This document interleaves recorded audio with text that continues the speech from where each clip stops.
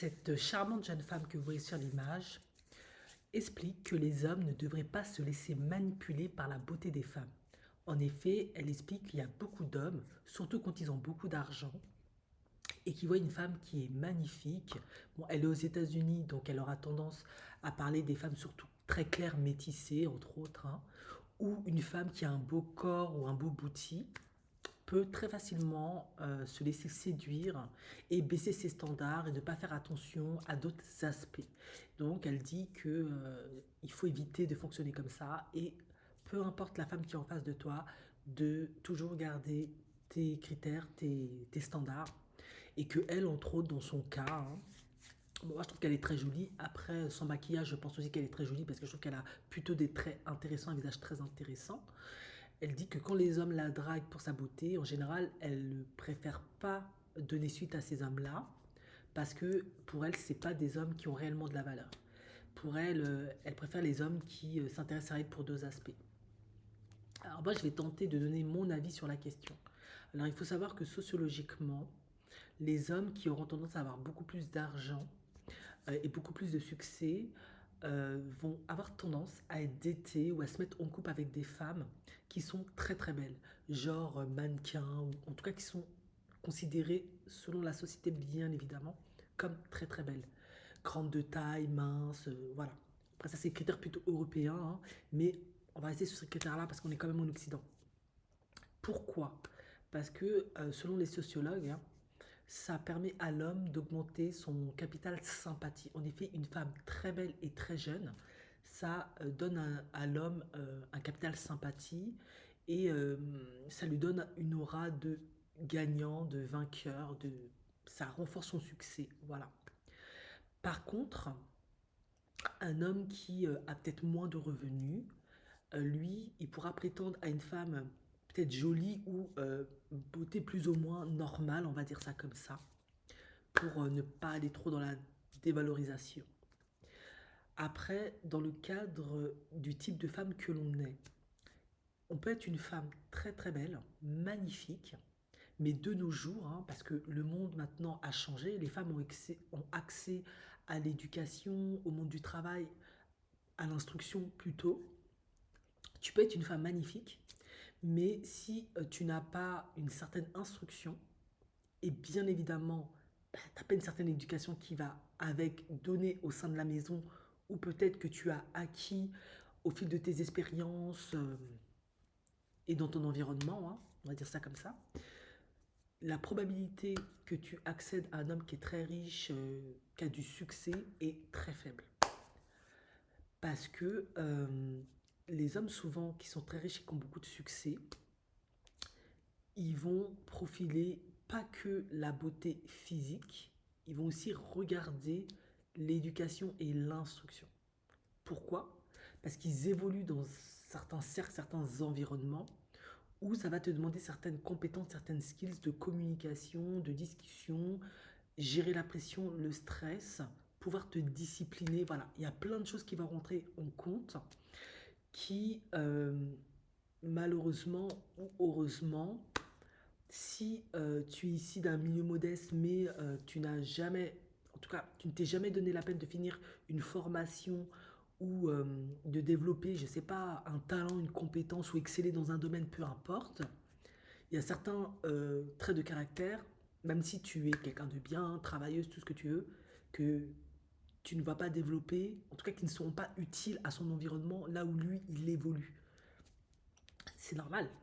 Tu ne vas pas t'intéresser forcément à l'art, tu vas peut-être pas forcément t'intéresser à la haute couture, à tous les designers, tu vas pas forcément t'intéresser à certains lieux sélects, vacances, comment tous les restaurants de luxe, les montres de luxe, les voitures de luxe, comment aménager une maison, tu vas peut-être pas t'intéresser à tous les meilleurs designers qui existent. Voilà, il y a plein de petites choses, j'ai vraiment cité toute la gastronomie, les vins, bon, il y a plein de choses dans ton environnement modeste, bah, tu vas pas t'intéresser parce que c'est pas ton environnement. Tes parents, voilà, c'est peut-être des ouvriers ou ils avaient des boulots peut-être lambda, fonctionnaires ou peu importe. Voilà. Et ils vont aussi rechercher ça.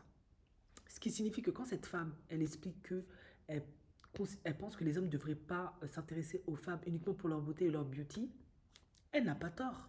Sauf que c'est beaucoup plus compliqué que ça. Parce que selon le type d'homme que t'es, il est extrêmement difficile de faire l'impasse sur la beauté de la femme, son physique en fait. Parce que c'est aussi une manière de te présenter aux yeux du monde. Et selon les sociologues, il y a aussi une autre exception. Si tu es une femme qui a une beauté normale, hein, peut-être pas une beauté de mannequin, top mannequin, mais tu es ici d'une bonne famille privilégiée, où il y a de l'argent, il y a de l'aisance, et tu as eu accès aux meilleures écoles, privées à une meilleure éducation, etc. Dans ce cas-là, tu peux prétendre à un homme aussi riche à succès. Il ne sera pas forcément regardant sur ton physique parce que tu amènes une plus-value, un bagage qui est ton cercle familial, la fortune de ta famille, tout ton réseau et bien évidemment des connaissances innées qui sont transmises au sein de la famille, qui peuvent être la finance, je sais pas, tout un tas de choses, les investissements, plein de choses. Je sais pas, ça peut-être, tu peux être issu de l'aristocratie, voilà, il y a certains savoir-faire que tu as acquis de génération en génération euh, que une personne, une femme lambda de beauté beaucoup plus grande, n'aura pas en fait. Voilà, c'est un peu comme ça que ça fonctionne. Donc, pour revenir à ce que je disais, elle a entièrement raison, mais c'est beaucoup plus compliqué que ça. Des hommes riches, voilà, hein, ils sont soumis à certaines exigences, certaines pressions, ils évoluent, comme je l'ai dit, dans un certain environnement, ils côtoient certaines personnes, donc ils doivent aussi être un peu regardants sur le physique de la femme. Après, je pense, comme elle est aux États-Unis, elle doit aussi peut-être parler des basketteurs, elle a- parce qu'elle a un peu parlé de ça quand elle parlait des femmes claires, etc. Oui, eux, ce sont des basketteurs, ce sont des sportifs.